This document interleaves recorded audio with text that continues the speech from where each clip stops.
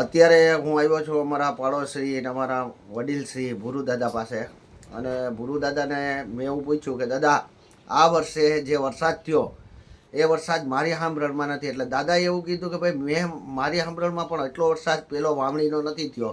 દાદા, આવો વરસાદ જે થયો આ વખતે, એવો વરસાદ તમે જોયો? દાદાની ઉંમર પહેલાં કહી દઉં, દાદા 100 વર્ષ પાર કરી ગયા છે.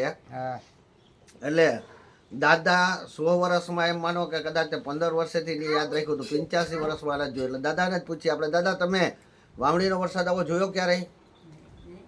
હતો જ નહીં. નહીં તો નહીં થાય, સાધારણ થાય ને રહી જાય.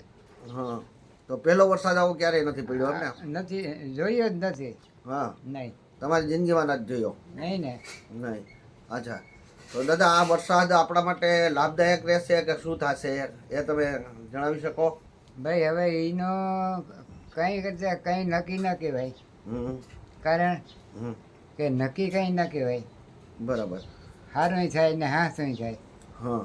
અને હવામાન જે આકાશમાંથી જે હવામાન જે છૂટે ને હમ. એમાં કંઈ નક્કી ન થાય. આના પ્રશ્ન ઘણાય થાય. બરાબર. દાદા, તમારા અનુભવ પ્રમાણે આવો વરસાદ ક્યારેય નથી થયો પેલો, બરાબર? નહીં. પણ આ વરસાદ થવાથી કૂવામાં ને વાવોમાં પાણી મીઠું રહેશે એવું તો ખરું ને? ખરું. હા. અને કદાચ માની લ્યો કે હવે અત્યારે વાવણી થઈ જાય, અત્યારે આજથી વાવણી બધા કરવા માંડ્યા છે, હા. તો વાવણી કરી લીધા પછી જે 15-20 દિવસના ગાળાએ કે જેટલા ગાળાએ, હું તો ખેડૂત નથી એટલે મને કાંઈ ખ્યાલ નથી, પરંતુ વરસાદની જરૂરત હોય ત્યારે વરસાદ ન થાય તો આ સિંચાઈથી આપી શકીએ ને? હા. બરાબર છે દાદા.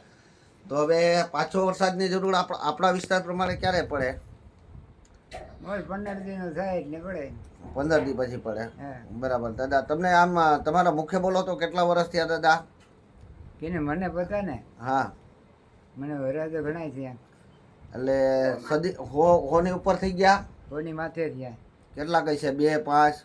2-5 વર્ષ એ માથે. બરાબર. ને તમારો પરિવાર સુખી છે? હજી દાદા હાલી ચાલી શકે છે? દાદા હરે છે, ફરે છે? અને દાદાના ધર્મપત્ની પણ સામે આપણે બેઠા છે, લીલાબા. એટલે એ પણ છે આ દાદાના દીકરાનો દીકરો છે. એટલે ચોથી પેઢી દાદા તમારી બાજુમાં ચાલુ થઈ ગયેલ છે એમ.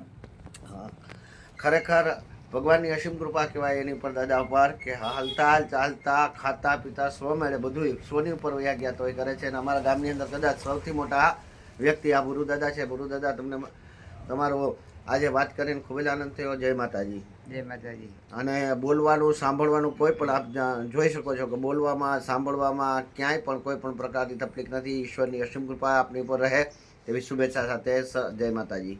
જય માતાજી.